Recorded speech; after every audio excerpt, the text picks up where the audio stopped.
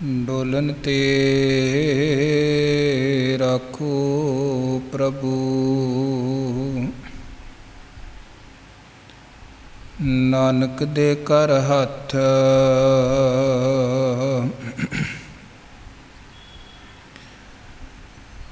ਹਮ ਅਵਗੁਣ ਭਰੇ ਏਕ ਗੁਣ ਨਾਹੀ,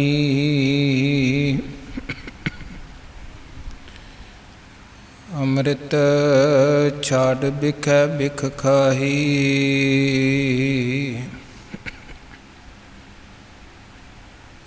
ਮਾਇਆ ਮੋਹ ਭਰਮ ਪੈ ਭੂਲੇ,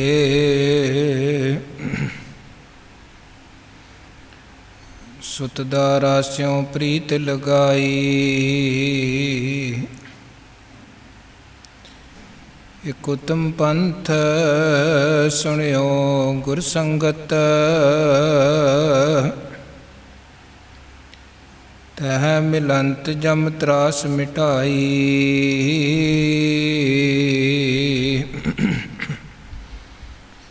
ਇਕ ਅਰਦਾਸ ਪਾਟ ਕੀਰਤ ਕੀ, ਗੁਰੂ ਰਾਮਦਾਸ ਰਾਖੋ ਸਰਨਾਈ।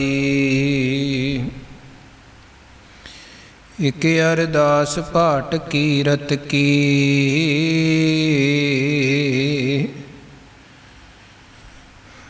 ਗੁਰੂ ਰਾਮਦਾਸ ਰਾਖੋ ਸਰਨਾਈ। ਜਬ ਲਉ ਨਹੀਂ ਭਾਗ ਲਿਲਾਰ ਉਦੈ,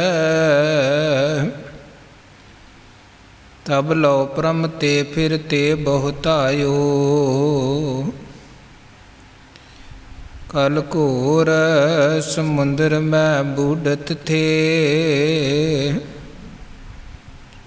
ਕਬਹੂੰ ਮਿਟਹਿ ਨਹੀਂ ਰੇ ਪਛਤਾਇਓ। ਤਤ ਵਿਚਾਰ ਯਹ ਮਥੁਰਾ,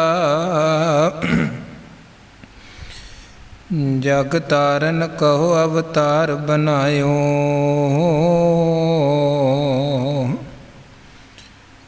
ਜਪਿਓ ਜਿਨ ਅਰਜਨ ਦੇਵ ਗੁਰੂ, ਫਿਰ ਸੰਕਟ ਜੋਨ ਗਰਭ ਨਾ ਆਇਓ। ਜਪਿਓ ਜਿਨ ਅਰਜਨ ਦੇਵ ਗੁਰੂ,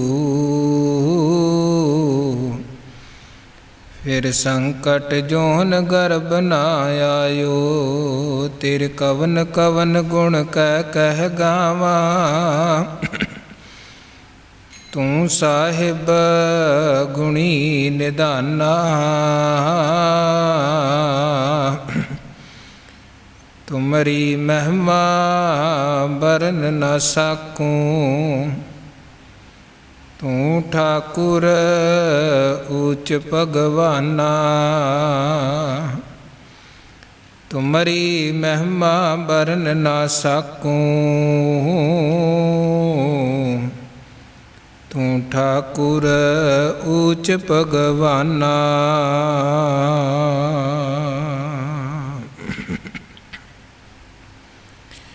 ਜੁਗੋ ਜੁਗ ਅਟਲ ਸਤਿਗੁਰੂ ਗੁਰਗੱਦੀ ਤੇ ਸੁਭਾਈਮਾਨ ਦਸਾਂ ਪਾਤਸ਼ਾਹੀਆਂ ਦੀ ਜੋਤ, ਗਰੀਬ ਨਵਾਜ ਭਗਤ ਵਚਲ ਪਤਿਤ ਪਾਵਨ ਸਤਿਗੁਰੂ ਗੁਰੂ ਗ੍ਰੰਥ ਸਾਹਿਬ ਜੀ ਮਹਾਰਾਜ ਜੀ ਦੀ ਪਾਵਨ ਪਵਿੱਤਰ ਮੁਬਾਰਕ ਅੰਮ੍ਰਿਤਮਈ ਹਜ਼ੂਰੀ ਵਿਖੇ, ਚਰਨ ਸ਼ਰਨ ਵਿਖੇ ਰੋਜ਼ਾਨਾ ਦੀ ਤਰ੍ਹਾਂ ਹਾਜ਼ਰੀ ਭਰ ਰਹੀ ਸਨਮਾਨ ਸਤਿਕਾਰਯੋਗ ਸਾਧ ਸੰਗਤ, ਸਤਿਗੁਰੂ ਜੀ ਨੇ ਬੇਅੰਤ ਰਹਿਮਤਾਂ ਬਖਸ਼ਿਸ਼ਾਂ ਕੀਤੀਆਂ ਹਨ। ਸਾਨੂੰ ਆਪਣੀ ਪਾਵਨ ਸੁਭਾਗੀ ਅੰਮ੍ਰਿਤਮਈ ਹਜ਼ੂਰੀ ਦੀ ਦਾਤ, ਚਰਨ ਸ਼ਰਨ ਦੀ ਦਾਤ ਬਖਸ਼ੀ ਹੈ ਔਰ ਗੁਰਸੰਗਤ ਦਾ ਆਨੰਦ ਮਾਣਦੇ ਹੋਏ ਗੁਰੂ ਘਰ ਦੇ ਸਨਮਾਨ ਸਤਿਕਾਰਯੋਗ ਕੀਰਤਨੀਆਂ ਪਾਸੋਂ ਇਲਾਹੀ ਪਾਵਨ ਪਵਿੱਤਰ ਬਾਣੀ ਦੇ ਸ਼ਬਦ ਕੀਰਤਨ ਆਪ ਜੀ ਨੇ ਪਿਆਰ ਔਰ ਸਤਿਕਾਰ ਸਹਿਤ ਸ਼ਰਵਣ ਕੀਤੇ ਹਨ। ਕੀਰਤਨ ਤੋਂ ਉਪਰੰਤ आओ श्रोमणी भगत भगत कबीर साहब जी दे पावन और पवित्र बचनां दी विचार दी सांझ पाईए। सब तो पहला गुरु बख्शी फतेह प्रवान करो। अद प्यार सत्कार सहित आखो जी वाहिगुरु जी का खालसा वाहिगुरु जी की फतेह।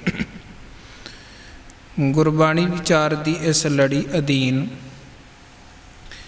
भगत कबीर साहब जी वालों उचारण किए हुए 126 सलोकां तक दी विचार पिछलियां दीवानां च आप जी ने श्रवण की है। पिछले कुछ दिन भाई साहब जी ने 16 साहबाणी की विचार की सांझ भी आप जी दे नाल पाई है। सो उपरंत आओ भगत कबीर साहब जी दे पावन बचनां की विचार की जो लड़ी आरंभी गई सी उस लड़ी नूं अगे जोड़िए। 126 सलोकां तक की विचार आप जी ने श्रवण की है मिथे हुए समय मुताबक। अगलेरे बचन अज आपां विचारांगे। 127, 128 ते 129 नंबर ये जड़े 3 सलोक हैं। इन्हां 3 सलोकां अंदर कबीर साहब जी ने माया गरसे हुए, माया मोह च फसे हुए, माया दे मोह की नींदर च सुते हुए जीव नूं आवाज़ां मारियां हन और आवाज़ मार के कुछ उपदेश दिते हैं। 3 सलोकां की जो आरंभता है वो इन्हां बचनां तो हुंदी है। कबीर सूता क्या करे। हुण सौना एक ते है साडा शरीर है, आपां किरत विरत करते हाँ ते इस शरीर नूं कुछ समय दे लई आराम की जरूरत है और दिन वेले आपां सधारण तौर ते, हालांकि अज दे समय च जदों बहुत ज़्यादा कारोबारां च जीव फस चुके हैं, इदां दे काम कार हैं जिहड़े रात दिन लगातार चलते ने ते नाइट शिफ्ट भी चलती है, रात भी लोग काम करते हैं। पर सधारण पद्धर ते दिन वेले असी कार विहार किरत विरत करते हाँ, रात नूं आपां सौंदे हाँ। ये साडी वैसे आम सधारण जीवन की रूटीन है ते समय दे नाल क्योंकि साडियां जड़ियां जां पुराने समय तो बजुर्गां तो चलदियां आ रही कुछ रूटीन सन, भावें वो खाण पीण पहनण बारे सी, साडे आराम बारे सी, बहुत चीज़ां अज बदल रही हैं। कई वधिया सिस्टम विगड़ रहे हैं, कई जिहड़े बेकार सिस्टम सन उन्हां दे विच सुधार भी आ रहा है। हुण जे सौण की गल करिए ते महाराज सच्चे पातशाह जी का एक ते बचन है, बाबा होर सौना खुशी खुवार, जित सुतै तन पीढ़ीऐ मन में चलै विकार। सौण की साड़ी शरीरक तौर पर सौण की एक मर्यादा एक लिमिट होनी चाहिए है, क्योंकि सियाणियां का कहना है कि नींद ते भुख तां जिन्नी मर्जी वधा लईए उदां ही वधदी जाती है। आदत है एक बहुता खाण की आदत पै जाए तो फिर बंदा खाई जाता है, बहुता सौण की आदत पै जाए तो फिर बंदा सारी दिहाड़ी मंजा ही नहीं छड्डदा है। ते पुराने समयां दे विच लोग समय सिर सौंदे सन ते समय सिर जागदे सन। अज असी सौंदे ही बहुत लेट हाँ, 11 ਤਾਂ ਵੱਜਦੇ ਹੀ ਹਨ हर एक ਨੂੰ ਸੌਣ ਦੇ ਲਈ। 10 11 ਲੋਕ 12 1 ਵਜੇ ਤੱਕ ਵੀ ਜਾਗਦੇ ਹਨ ਤੇ ਜਿਹੜਾ ਬੰਦਾ 12 ਵਜੇ ਸੋਏਗਾ 1 ਵਜੇ ਸੋਏਗਾ ਉਹ ਫਿਰ ਸਵੇਰੇ ਜਲਦੀ ਕਿੱਦਾਂ ਉੱਠ ਸਕਦਾ, ਕਿਉਂਕਿ ਸਰੀਰ ਨੂੰ ਪ੍ਰੋਪਰ ਆਰਾਮ ਤਾਂ ਚਾਹੀਦਾ ਹੈ। ਤੇ ਜਿਹੜਾ ਬੰਦਾ ਸੌਂਦਾ ਹੀ ਲੇਟ ਹੈ ਉਹ ਉੱਠੇਗਾ ਵੀ ਲੇਟ ਤੇ ਫਿਰ ਉਹ ਅੰਮ੍ਰਿਤ ਵੇਲਾ ਕਿੱਦਾਂ ਸੰਭਾਲ ਸਕਦਾ ਹੈ। पुराने बुजुर्ग किरत विरत भी करते सन ते सवेरे तड़के खेतां नूं जाके वाहना वो उन्हां दी रूटीन सी। किवें उन्हां नूं सवेरे अपने आप जाग आउंदी सी, क्योंकि वो शामी समय सिर सौंदे सन। ਅੱਜ ਸਾਡੀ ਸੌਣ ਦੀ ਜਿਹੜੀ ਮਰਿਆਦਾ ਹੈ, ਸਿਸਟਮ ਹੈ, ਉਹ ਵੀ ਵਿਗੜਿਆ ਹੈ। ਸਾਡੇ ਖਾਣ ਦਾ ਸਿਸਟਮ ਵੀ ਵਿਗੜਿਆ, ਸਾਡੇ ਪਹਿਨਣ ਦਾ ਸਿਸਟਮ ਵੀ ਵਿਗੜਿਆ ਹੋਇਆ। ਮਹਾਰਾਜ ਸੱਚੇ ਭਾਈ ਗੁਰਦਾਸ ਸਾਹਿਬ ਜੀ ਦਾ ਇੱਕ ਬਚਨ ਹੈ, ਉਹ ਕਹਿੰਦੇ ਹਉ ਤਿਸ ਘੋਲ ਕਮਾਇਆ, ਥੋੜ੍ਹਾ ਖਾਵੇ ਥੋੜ੍ਹਾ ਹੀ ਸੌਵੇਂ। ਜਿਹੜਾ ਥੋੜ੍ਹਾ ਸੰਜਮ ਦੇ ਨਾਲ ਸੌਂਦਾ ਹੈ, ਸੰਜਮ ਦੇ ਨਾਲ ਖਾਂਦਾ ਹੈ, ਉਹਦੇ ਤੋਂ ਅਸੀਂ ਬਲਿਹਾਰ ਜਾਂਦੇ ਹਾਂ। ਉਹ ਗੁਰਮੁਖ ਹੈ ਤੇ ਸਹਿਜ ਅਵਸਥਾ 'ਚ ਵੀ ਪਹੁੰਚ ਸਕਦਾ ਹੈ। ਖੈਰ, ਇੱਕ ਤੇ ਹੈ ਇਹ ਸਾਡਾ ਸਰੀਰ ਦਾ ਸੌਣਾ, ਸਰੀਰ ਦਾ ਆਰਾਮ। ਦਿਨੇ ਕੰਮ, ਰਾਤ ਨੂੰ ਆਪਾਂ ਸੌਂਦੇ ਹਾਂ। ਇੱਕ ਹੈ ਮਾਨਸਿਕ ਤੌਰ 'ਤੇ ਜਾਗਣਾ, ਮਾਨਸਿਕ ਤੌਰ 'ਤੇ ਸੌਣਾ, ਮਨ ਦਾ ਜਾਗ ਜਾਣਾ। ਹੁਣ ਮਨ ਜਾਗਣਾ ਕਿੱਥੋਂ ਹੈ? ਨੀਂਦਰ ਕਿਹੜੀ 'ਚ ਮਨ ਸੁੱਤਾ ਹੈ, ਪਹਿਲਾਂ ਉਹ ਸਮਝਣਾ ਜ਼ਰੂਰੀ ਹੈ। ਮਨ ਦਾ ਸੌਣਾ ਹੈ ਵਿਕਾਰਾਂ ਦੀ ਨੀਂਦਰ 'ਚ ਸੌਣਾ। ਮਨ ਦਾ ਸੌਣਾ ਹੈ ਮਾਇਆ ਮੋਹ ਦੀ ਨੀਂਦਰ 'ਚ ਸੌਣਾ। ਵੈਸੇ ਤੇ ਇੱਕ ਜਗ੍ਹਾ ਗੁਰੂ ਕਹਿੰਦੇ ਮਨ ਤਾਂ ਸੁੱਤਾ ਹੀ ਸੁੱਤਾ ਹੈ। ਜਿਹੜੇ ਸਾਡੇ ਇਹ ਤਨ ਦੇ ਇੰਦਰੇ ਹਨ, ਇਹ ਵੀ ਸੁੱਤੇ ਪਏ ਹਨ। ਨੀਂਦਰ ਸਾਰਿਆਂ ਦੀ ਵੱਖਰੀ ਵੱਖਰੀ ਹੈ, ਪਰ ਸੁੱਤੇ ਪਏ ਨੇ, ਜਾਗਦੇ ਨਹੀਂ ਹਨ, ਸੁਚੇਤ ਨਹੀਂ ਹਨ। ਉਹ ਗੁਰੂ ਮਹਾਰਾਜ ਜੀ ਦਾ ਬਚਨ ਹੈ, ਨੈਣੋ ਨੀਂਦ ਪਰ ਦ੍ਰਿਸ਼ਟ ਵਿਕਾਰ। ਅੱਖਾਂ ਸੁੱਤੀਆਂ ਨੇ, ਚੰਗਾ ਤੱਕਣਾ ਚਾਹੀਦਾ ਹੈ, ਪਰ ਇਹ ਇਸ ਚੀਜ਼ ਦੀ ਸਮਝ ਹੀ ਨਹੀਂ ਹੈ, ਜਾਗਰਤੀ ਨਹੀਂ ਹੈ। ਸੁੱਤੀਆਂ ਪਈਆਂ ਨੇ ਮਾੜਾ ਤੱਕਣ ਵਾਲੇ ਪਾਸਿਓਂ, ਵਿਕਾਰੀ ਤੱਕਣ ਵਾਲੇ ਪਾਸੇ। ਸ਼ਰਵਣ ਸੋਏ ਸੁਣ ਨਿੰਦ ਵਿਚਾਰ। ਵਾਹਿਗੁਰੂ ਨੇ ਰਹਿਮਤ ਕਰਕੇ ਸਾਨੂੰ ਕੰਨ ਦਿੱਤੇ ਹਨ, ਸਾਚੇ ਸੁਣਨੇ ਨੂੰ ਪਠਾਏ। ਚਾਹੀਦਾ ਤੇ ਇਹ ਹੈ, ਇਹਨਾਂ ਕੰਨਾਂ ਦੇ ਨਾਲ ਆਪਾਂ ਸੱਚ ਸੁਣੀਏ, ਗੁਰ ਸ਼ਬਦ ਸੁਣੀਏ, ਵਾਹਿਗੁਰੂ ਦੀ ਸਿਫਤ ਸਲਾਹ ਸੁਣੀਏ, ਭਲੇ ਬੋਲ ਸੁਣੀਏ। ਪਰ ਮਹਾਰਾਜ ਕਹਿੰਦੇ ਸ਼ਰਵਣ ਸੋਏ ਸੁਣ ਨਿੰਦ ਵਿਚਾਰ। ਇਹ ਨਿੰਦਾ ਦੀ ਵਿਚਾਰ ਸੁਣਨ ਦੇ ਵਿੱਚ ਹੀ ਸੁੱਤੇ ਪਏ ਹਨ। ਜਾਗਰਤੀ ਨਹੀਂ ਹੈ, ਸਮਝ ਹੀ ਨਹੀਂ ਹੈ ਕੀ ਸੁਣਨਾ ਚਾਹੀਦਾ, ਕੀ ਨਹੀਂ ਸੁਣਨਾ ਚਾਹੀਦਾ। ਤੇ ਉਹ ਅਣਜਾਣਤਾ ਕਰਕੇ ਜਾਂ ਨੀਂਦਰ ਕਰਕੇ ਨਿੰਦਿਆ ਹੀ ਸੁਣਨ 'ਚ ਲੱਗੇ ਪਏ ਨੇ ਦਿਨ ਰਾਤ ਕੰਨ। ਰਸਨਾ ਸੋਈ ਲੋਭ ਮੀਠੇ ਸਾਧ। ਫਿਰ ਤੀਜੀ ਗੱਲ ਸਤਿਗੁਰੂ ਕਹਿੰਦੇ ਜ਼ੁਬਾਨ ਵੀ ਸੁੱਤੀ ਪਈ ਹੈ। ਤਰ੍ਹਾਂ ਤਰ੍ਹਾਂ ਦੇ ਪਦਾਰਥਾਂ ਦੇ ਮਿੱਠੇ ਮਿੱਠੇ ਸਵਾਦ ਚੱਖਣ ਦੇ ਵਿੱਚ, ਸਵਾਦਾਂ ਦੇ ਵਿੱਚ ਜ਼ੁਬਾਨ ਸੁੱਤੀ ਹੈ। ਮਨ ਸੋਇਆ ਮਾਇਆ ਬਿਸਮਾਦ। ਮਨ ਸੁੱਤਾ ਹੈ ਮਾਇਆ ਦੀ ਬਿਸਮਾਦੀ ਨੀਂਦਰ ਦੇ ਵਿੱਚ, ਐਨ ਗੂੜੀ ਨੀਂਦ ਦੇ ਵਿੱਚ ਸੁੱਤਾ ਪਿਆ ਹੈ ਮਨ, ਐਨ ਗੂੜੀ ਨੀਂਦ ਦੇ ਵਿੱਚ। ਤੇ ਸਤਿਗੁਰੂ ਕਹਿੰਦੇ ਮੈਂ ਬੰਦੇ ਦੇ ਤਨ ਨੂੰ ਵੀ ਅਸੀਂ ਵੇਂਦੇ ਹਾਂ, ਅਸੀਂ ਮਨ ਨੂੰ ਵੀ ਵੇਖਿਆ।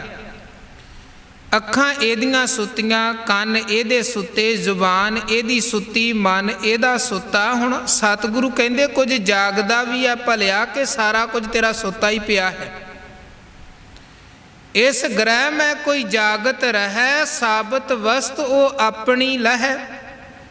ਇੱਦਾਂ ਸਮਝ ਲਈਏ ਕਿ ਗੁਰੂ ਸਾਡੇ ਸਰੀਰ ਰੂਪੀ ਘਰ ਦੇ ਦਰਵਾਜ਼ੇ ਤੇ ਖਲੋਤੇ ਨੇ, ਦਰਵਾਜ਼ਾ ਖੜਕਾ ਰਹੇ ਹਨ ਸਾਨੂੰ ਨਾਮ ਧਨ ਦੀ ਦਾਤ ਬਖਸ਼ਣ ਦੇ ਲਈ। ਪਰ ਨਾਮ ਧਨ ਲਵੇ ਕੌਣ? ਅੰਦਰ ਤੇ ਸਾਰੇ ਸੁੱਤੇ ਪਏ ਨੇ। ਜਿਵੇਂ ਕੋਈ ਸਾਡੇ ਘਰ ਦੇ ਦਰਵਾਜ਼ੇ ਤੇ ਆ ਕੇ ਦਰਵਾਜ਼ਾ ਖੜਕਾਏ, ਅੰਦਰ ਸੁੱਤੇ ਪਏ, ਪਤਾ ਹੀ ਨਾ ਲੱਗੇ ਬਾਹਰ ਕੌਣ ਆਵਾਜ਼ਾਂ ਦੇ ਰਿਹਾ, ਕੌਣ ਬੂਹਾ ਖੜਕਾ ਰਿਹਾ ਹੈ। ਗੁਰੂ ਸਾਨੂੰ ਆਵਾਜ਼ਾਂ ਦਿੰਦੇ ਹਨ, ਗੁਰੂ ਸਾਨੂੰ ਵਾਰ-ਵਾਰ ਆਵਾਜ਼ ਦਿੰਦੇ ਹਨ, ਪਰ ਸਾਡਾ ਮਨ ਵੀ ਸੁੱਤਾ, ਸਾਡੇ ਇੰਦਰੇ ਵੀ ਸੁੱਤੇ ਪਏ ਨੇ। ਤੇ ਉਹ ਮਾਲਕ ਦੇ ਨਾਮ ਦੀ ਵਸਤੂ ਕਿੰਨੇ ਲੈਣੀ ਹੈ? ਸੋ ਕਬੀਰ ਸਾਹਿਬ, ਇਹ ਜਿਹੜੀ ਮਨ ਕਰਕੇ ਨੀਂਦਰ ਹੈ ਤੇ ਮਨ ਕਰਕੇ ਜਾਗਣਾ ਹੈ, ਇਸ ਸੌਣ ਤੇ ਇਸ ਜਾਗਣ ਦੀ ਗੱਲ ਕਰਦਿਆਂ ਸਾਨੂੰ ਸਮਝਾ ਰਹੇ ਨੇ ਕਿ ਹੇ ਭਾਈ ਤੂੰ ਜਾਗ। ਹਾਲਾਂਕਿ ਕਬੀਰ ਸਾਹਿਬ ਦਾ ਜੋ ਸੁਭਾਅ ਹੈ ਉਹ ਗੱਲ ਆਪਣੇ ਆਪ ਤੇ ਟੁਕਾ ਕੇ ਕਰਦੇ ਨੇ, ਪਰ ਗੱਲ ਸਾਡੀ ਕਰ ਰਹੇ ਨੇ। ਅਸੀਂ ਆਪਣੇ ਆਪ ਨੂੰ ਸੰਬੋਧਨ ਕਰਕੇ ਆਪਣੇ ਆਪ ਨੂੰ ਜਗਾਉਣਾ ਹੈ। ਕਬੀਰ ਸੂਤਾ ਕਿਆ ਕਰੈ, ਜਾਗ ਰੋਏ ਭੈ ਦੁੱਖ। ਕਹਿੰਦੇ ਸੁੱਤਾ ਕੀ ਕਰ ਰਿਹਾ ਹੈ? ਜਾਗ, ਵੇਖ ਬਹਿਤੀ ਜਾਤ ਕਦੇ ਦ੍ਰਿਸ਼ਟ ਨਾ ਧਾਰਤ। ਤੇਰੀ ਜ਼ਿੰਦਗੀ ਦੀ ਉਮਰ ਦੀ ਨਦੀ ਵਹਿੰਦੀ ਜਾ ਰਹੀ ਹੈ, ਤੂੰ ਸੁੱਤਾ ਪਿਆ, ਤੈਨੂੰ ਪਤਾ ਹੀ ਕੁਝ ਨਹੀਂ ਲੱਗ ਰਿਹਾ ਹੈ। ਔਦ ਘਟੈ ਦਿਨ ਸਰੈਣ ਆਰੇ, ਤੇਰੀ ਲਗਾਤਾਰ ਸੂਰਜ ਚੜ੍ਹੈ ਵਿਜੋਗ ਸਭ ਸਹਿ ਘਟੈ ਆਰਜਾ। ਜਿਵੇਂ ਸੂਰਜ ਚੜ੍ਹਦਾ ਸੂਰਜ ਛਿਪਦਾ, ਤੇਰੀ ਸਮਾਂ ਸੀਮਾ ਜੀਵਨ ਦੀ ਘਟਦੀ ਜਾ ਰਹੀ ਹੈ। ਮਤ ਸਮਝ ਕੇ ਮੈਂ ਵੱਡਾ ਹੋ ਰਿਹਾ ਹਾਂ, ਤੂੰ ਛੋਟਾ ਹੋ ਰਿਹਾ, ਤੇਰਾ ਮੌਤ ਵਾਲੇ ਪਾਸੇ ਦਾ ਸਫ਼ਰ ਚੱਲ ਰਿਹਾ ਹੈ। ਜ਼ਿੰਦਗੀ ਇੱਕ ਸਫ਼ਰ ਹੈ, ਇਹਦਾ ਟਿਕਾਣਾ ਹੈ ਮੌਤ। ਮੌਤ 'ਤੇ ਜਾ ਕੇ ਜ਼ਿੰਦਗੀ ਦਾ ਸਫ਼ਰ ਮੁੱਕਦਾ ਹੈ। ਇਸੇ ਕਰਕੇ ਸਿਆਣੇ ਕਹਿੰਦੇ ਮੌਤ ਤਾਂ ਕੇਵਲ ਬਦਨਾਮ ਹੀ ਹੈ, ਦੁੱਖ ਤੇ ਜ਼ਿੰਦਗੀ ਦਿੰਦੀ ਹੈ। ਦੁੱਖ ਤੇ ਸਾਰੇ ਜ਼ਿੰਦਗੀ 'ਚ ਹਨ, ਮੌਤ ਦਾ ਕੀ, ਉਹ ਤੇ ਇੱਕ ਪਲ 'ਚ ਆਈ ਤੇ ਖੇਡ ਮੁੱਕ ਗਈ। ਜਿੰਨੇ ਦੁੱਖ ਰੋਗ ਸੋਗ ਵਿਛੋੜੇ ਬਿਮਾਰੀਆਂ ਸਭ ਜ਼ਿੰਦਗੀ ਦੇ ਨਾਲ ਸੰਬੰਧਿਤ ਹਨ, ਜ਼ਿੰਦਗੀ ਦੇ ਨਾਲ। ਹੁਣ ਮਹਾਰਾਜ ਕਹਿੰਦੇ ਸੁਚੇਤ ਹੋ, ਤੇਰੀ ਉਮਰ ਦੀ ਨਦੀ ਵਹਿੰਦੀ ਜਾ ਰਹੀ, ਤੇਰੀ ਜ਼ਿੰਦਗੀ ਦਾ ਸਮਾਂ ਲਗਾਤਾਰ ਘਟਦਾ ਪਿਆ ਹੈ, ਤੂੰ ਪਰਮਾਤਮਾ ਤੋਂ ਵਿਛੜਿਆ ਪਿਆ ਹੈ। ਸੰਸਾਰ ਅੰਦਰ ਮਿੱਠੇ ਮੋਹ ਦੀ ਪਕੜ ਐਸੀ ਤੇਰੇ ਤੇ ਬਣੀ ਹੈ, ਐਸੀ ਤੇਰੇ ਤੇ ਬਣੀ ਹੈ ਕਿ ਸੱਚ ਨੂੰ ਤੂੰ ਸਮਝ ਨਹੀਂ ਰਿਹਾ, ਵੇਖ ਨਹੀਂ ਰਿਹਾ। ਉਹਦਾ ਕਾਰਨ ਕੀ ਹੈ? ਤੇਰੀ ਨੀਂਦਰ। ਜਾਂ ਕਾ ਬਾਸਾ ਗੋਰ ਮੈਂ ਸੋ ਕਿਉਂ ਸੋਵੈ ਸੁਖ। ਕਹਿੰਦੇ ਜਿਨ੍ਹਾਂ ਦਾ ਵਾਸਾ ਕਬਰਾਂ 'ਚ ਹੋਵੇ ਉਹ ਕਦੇ ਸੁੱਖ ਦੇ ਨਾਲ ਸੌਂਦੇ ਨਹੀਂ। ਜਿਨ੍ਹਾਂ ਨੂੰ ਮੌਤ ਚੇਤੇ ਹੋਵੇ ਉਹ ਕਦੇ ਗਫਲਤ ਦੀ ਨੀਂਦਰ 'ਚ ਸੌਂਦੇ ਨਹੀਂ ਹਨ। ਜੇ ਮੌਤ, ਇੱਕ ਫਕੀਰ ਦੇ ਕੋਲ ਕੋਈ ਵਿਅਕਤੀ ਗਿਆ, ਰਾਜਾ ਬੈਠਾ ਫਕੀਰ ਦੇ ਕੋਲ ਕੁਝ ਸਮਾਂ, ਫਕੀਰ ਭੋਜਨ ਛਕਣ ਲੱਗਾ ਸੀ। ਫਕੀਰ ਨੇ ਉਹ ਭੋਜਨ ਉਸ ਰਾਜੇ ਨੂੰ ਦੇ ਦਿੱਤਾ, ਤੂੰ ਖਾ, ਇਹ ਮੇਰੇ ਵਾਲਾ ਭੋਜਨ। ਹੁਣ ਉਹ ਭੋਜਨ ਜਦੋਂ ਰਾਜੇ ਨੂੰ ਖਾਣ ਦੇ ਲਈ ਦਿੱਤਾ ਗਿਆ, ਰਾਜੇ ਨੇ ਭੋਜਨ ਖਾ ਲਿਆ ਫਕੀਰ ਵਾਲਾ। ਭੋਜਨ ਖਾ ਕੇ ਕੁਝ ਸਮਾਂ ਫਕੀਰ ਦੇ ਕੋਲ ਬੈਠਾ, ਫਿਰ ਚਲਾ ਗਿਆ ਘਰ। ਸਾਰੀ ਰਾਤ ਮਨ 'ਚ ਐਨ ਪ੍ਰਬਲ ਵਾਸ਼ਨਾਵਾਂ ਹੀ ਵਾਸ਼ਨਾਵਾਂ ਬਣਦੀਆਂ ਰਹੀਆਂ, ਵਿਕਾਰ। ਸਾਰੀ ਰਾਤ ਕਰੀਬਨ ਵਾਸ਼ਨਾਵਾਂ ਦੇ ਵਿੱਚ ਹੀ ਮਨ ਗਰਸਿਆ ਰਿਹਾ। ਬੜੇ ਵਿਚਾਰ ਇੱਦਾਂ ਦੇ ਮਨ 'ਚ ਆਏ। ਰਾਜੇ ਨੇ ਸੋਚਿਆ ਕਿ ਮੈਂ ਇੱਕ ਦਿਨ ਉਹ ਫਕੀਰ ਵਾਲਾ ਭੋਜਨ ਖਾਧਾ ਤੇ ਇੰਨੇ ਮਨ 'ਚ ਵਾਸ਼ਨਾਵਾਂ ਵਾਲੇ ਵਿਕਾਰ ਆਉਂਦੇ ਨੇ। ਫਕੀਰ ਤਾਂ ਰੋਜ਼ ਇੱਦਾਂ ਦਾ ਭੋਜਨ ਖਾਂਦਾ ਹੈ, ਉਹਦੇ ਮਨ 'ਚ ਕਿੰਨੇ ਵਿਕਾਰ ਆਉਂਦੇ ਹੋਣਗੇ। ਜਿਹਨੂੰ ਮੈਂ ਬਾਹਰੋਂ ਸਮਝਦਾ ਹਾਂ ਬੜਾ ਫਕੀਰ ਹੈ, ਰੱਬ ਦਾ ਭਗਤ ਹੈ, ਉਹ ਤੇ ਬੜਾ ਵਿਕਾਰੀ ਹੋਏਗਾ। ਉਹਦੇ ਤੇ ਮਨ 'ਚ ਹਰ ਵਕਤ ਇਹ ਵਿਕਾਰਾਂ ਦੇ ਵੇਗ ਹੜ ਚੱਲਦੇ ਹੋਣਗੇ। ਅਗਲੇ ਦਿਨ ਪਹੁੰਚ ਗਿਆ ਮਹਾਤਮਾ ਦੇ ਕੋਲ। ਫੇਰ ਮਹਾਤਮਾ ਜੀ, ਭੋਜਨ 'ਚ ਕੀ ਪਾਇਆ ਸੀ? ਤੁਹਾਡੇ ਵਾਲਾ ਭੋਜਨ ਖਾਧਾ, ਇੰਨੇ ਵਿਕਾਰ ਮਨ 'ਚ ਪੈਦਾ ਹੋਏ ਤੇ ਤੁਸੀਂ ਤੇ ਰੋਜ਼ ਉਹ ਭੋਜਨ ਖਾਂਦੇ, ਤੁਹਾਡੀ ਹਾਲਤ ਕੀ ਹੁੰਦੀ ਹੋਏਗੀ? ਤੇ ਮਹਾਤਮਾ ਕਹਿਣ ਲੱਗਾ, ਆਪਣੀ ਹਾਲਤ ਤੇ ਮੈਂ ਤੈਨੂੰ ਦੱਸ ਦਵਾਂਗਾ ਮੇਰੀ ਕੀ ਹੋਏਗੀ, ਪਰ ਪਹਿਲਾਂ ਮੈਂ ਇੱਕ ਚੀਜ਼ ਤੇਰੇ ਬਾਰੇ ਹੋਰ ਦੱਸਣੀ ਹੈ, ਉਦੋਂ ਬਾਅਦ ਮੈਂ ਆਪਣੀ ਗੱਲ ਕਰਾਂਗਾ। ਰਾਜਾ ਕਹਿਣ ਲੱਗਾ, ਜੀ ਦੱਸੋ। ਮਹਾਤਮਾ ਕਹਿਣ ਲੱਗਾ, ਜਦੋਂ ਤੂੰ ਆਇਆ ਮੈਂ ਤੇਰੇ ਮੱਥੇ ਦੀਆਂ ਲਕੀਰਾਂ ਪੜ੍ਹੀਆਂ, ਮੱਥੇ ਦੀਆਂ ਲਕੀਰਾਂ ਪੜ੍ਹੀਆਂ ਤੇ ਮੱਥੇ ਦੀਆਂ ਲਕੀਰਾਂ ਪੜ੍ਹ ਕੇ ਮੈਂ ਇਹ ਵੇਖਿਆ ਹੈ ਕਿ ਬਸ 2 ਦਿਨਾਂ ਬਾਅਦ ਤੇਰੀ ਮੌਤ ਹੋ ਜਾਣੀ ਹੈ, 2 ਦਿਨਾਂ ਬਾਅਦ ਤੂੰ ਮਰ ਜਾਏਗਾ। ਰਾਜੇ ਨੂੰ ਮਹਾਤਮਾ ਨੇ ਸਮਾਂ ਵੀ ਦੱਸ ਦਿੱਤਾ ਕਿ ਇੰਨੇ ਕੁ ਵਜੇ ਇਸ ਦਿਨ ਤੇਰੀ ਮੌਤ। ਹੁਣ ਜਿਵੇਂ ਰਾਜੇ ਨੇ ਸੁਣਿਆ ਹੈ 2 ਦਿਨਾਂ ਬਾਅਦ ਮੇਰੀ ਮੌਤ ਹੋ ਜਾਏਗੀ, ਸਾਰਾ ਕੁਝ ਭੁੱਲ ਗਿਆ। ਹੁਣ ਫਕੀਰ ਕਹਿਣ ਲੱਗਾ, ਤੇਰੇ ਪਹਿਲੇ ਸਵਾਲ ਦਾ ਜਵਾਬ ਮੈਂ ਦਿੰਦਾ ਹਾਂ ਕਿ ਇਹ ਖਾਣਾ ਖਾ ਕੇ ਮੇਰੇ ਮਨ ਦੀ ਕੀ ਹਾਲਤ ਹੈ। ਉਹ ਕਹਿਣ ਲੱਗਾ, ਜੀ ਛੱਡੋ, ਹੁਣ ਮੈਂ ਤੁਹਾਡੇ ਕੋਲੋਂ ਕੁਝ ਨਹੀਂ ਪੁੱਛਣਾ, ਕਿਉਂਕਿ ਸਾਹਮਣੇ ਮੌਤ ਕੇ 2 ਦਿਨਾਂ ਬਾਅਦ ਮਰ ਜਾਣਾ। ਹੁਣ ਜੀਵਨ 'ਚ ਹਰ ਕੋਈ ਬਹੁਤਾ ਜੀਵਨ ਲੋੜੀ ਹੈ, ਮੂਆ ਨਾ ਲੋੜਾ ਕੋਏ। ਘਰ ਗਿਆ, ਬਸ ਉਹੀ ਚਿੰਤਾ, ਸਾਰਿਆਂ ਨੂੰ ਇਕੱਠਿਆਂ ਕਰ ਲਿਆ, ਰਿਸ਼ਤੇਦਾਰ ਵੀ ਸੱਦ ਲਵੋ, ਜੋ ਬਾਕੀ ਅੱਗੇ ਅੱਗੇ ਵੰਡਣ ਵਾਲਾ ਸੀ ਉਹ ਵੀ ਵੰਡ ਦਿੱਤਾ। ਜੀ 2 ਦਿਨਾਂ ਬਾਅਦ ਮੈਂ ਮਰ ਜਾਣਾ ਹੈ। ਸਮਾਂ ਲੰਘਦਾ ਗਿਆ, ਲੰਘਦਾ ਗਿਆ, ਰਾਜਾ ਘਬਰਾਉਂਦਾ ਗਿਆ, ਬਸ ਉਹ ਮੌਤ ਹੀ ਮੌਤ ਸਾਹਮਣੇ ਵਿਖਾਈ ਦੇਈ ਜਾਵੇ। ਖੈਰ ਉਹ ਸਮਾਂ ਆ ਗਿਆ ਜਿਹੜਾ ਕਿਹਾ ਸੀ ਮਹਾਤਮਾ ਨੇ ਕਿ ਇਸ ਸਮੇਂ ਤੂੰ ਮਰੇਂਗਾ, ਉਹ ਛਿਨ ਆ ਗਿਆ। ਨਹੀਂ ਮਰਿਆ ਰਾਜਾ, ਉੱਦਾਂ ਹੀ ਤੰਦਰੁਸਤ, ਕੋਈ ਫਰਕ ਨਹੀਂ ਪਿਆ। ਇਹਨੇ ਵੇਖਿਆ ਸਮਾਂ ਲੰਘ ਗਿਆ, ਇਹਦਾ ਮਤਲਬ ਮਹਾਤਮਾ ਝੂਠ ਬੋਲਦਾ ਸੀ। ਪਹੁੰਚ ਗਿਆ ਮਹਾਤਮਾ ਦੇ ਕੋਲ ਜੀ, ਇਹ ਕਿੱਦਾਂ ਦਾ ਮਖੌਲ? ਤੁਸੀਂ ਕਿਹਾ ਸੀ ਮਰ ਜਾਵਾਂਗਾ, ਮੇਰਾ 2 ਦਿਨ ਖੂਨ ਸੁੱਕਿਆ ਰਿਹਾ ਤੇ ਹੋਇਆ ਤੇ ਕੁਝ ਵੀ ਨਹੀਂ, ਤੇ ਜੇ ਮੈਂ ਮਰਨਾ ਹੀ ਨਹੀਂ ਸੀ ਫਿਰ ਇੱਦਾਂ ਦੀ ਗੱਲ ਕੀ ਕਰਨ ਦੀ ਲੋੜ ਸੀ? ਮਹਾਤਮਾ ਕਹਿਣ ਲੱਗਾ, ਤੂੰ ਪਰਸੋਂ ਜਦੋਂ ਮੇਰੇ ਕੋਲ ਆਇਆ ਸੀ ਤੈਨੂੰ ਉਹੀ ਭੋਜਨ ਪਹਿਲਾਂ ਖਵਾਇਆ ਗਿਆ ਸੀ ਜਿਹੜਾ ਤੂੰ 1 ਦਿਨ ਪਹਿਲਾਂ ਜਿੱਦਾਂ ਦਾ ਭੋਜਨ ਖਾ ਕੇ ਗਿਆ ਸੀ। ਕਿਹਾ ਸੀ ਮੇਰੇ ਮਨ 'ਚ ਵਿਕਾਰ ਬੜੇ ਆਉਂਦੇ ਨੇ, ਖਾਧਾ ਤੇ ਪਰਸੋਂ ਵੀ ਤੂੰ ਉਹ ਭੋਜਨ ਸੀ। ਹੁਣ ਦੱਸ, ਪਰਸੋਂ ਦਾ ਅੱਜ ਤੱਕ ਤੇਰੇ ਮਨ 'ਚ ਕੋਈ ਵਿਕਾਰੀ ਖਿਆਲ, ਕੋਈ ਵਿਚਾਰ ਆਇਆ? ਕਹਿਣ ਲੱਗਾ ਜੀ ਵਿਕਾਰੀ ਖਿਆਲ ਵਿਚਾਰ ਕਿੱਥੋਂ ਆਉਣਾ, ਮਨ 'ਚ ਤੇ ਮੌਤ ਹੀ ਮੌਤ ਚੇਤੇ ਆ ਰਹੀ ਸੀ। ਮਹਾਤਮਾ ਕਹਿਣ ਲੱਗਾ, ਬਸ ਇਹੀ ਤੇਰੇ ਸਵਾਲ ਦਾ ਅਸਲੀ ਉੱਤਰ ਹੈ। ਜਿਨ੍ਹਾਂ ਨੂੰ ਮੌਤ ਚੇਤੇ ਹੋਵੇ ਫਿਰ ਉਹਨਾਂ ਦੇ ਮਨ 'ਚ ਵਿਕਾਰੀ ਖਿਆਲ ਵਿੱਚ ਵਿਕਾਰੀ ਵਿਚਾਰ ਪੈਦਾ ਨਹੀਂ ਹੁੰਦੇ ਹਨ।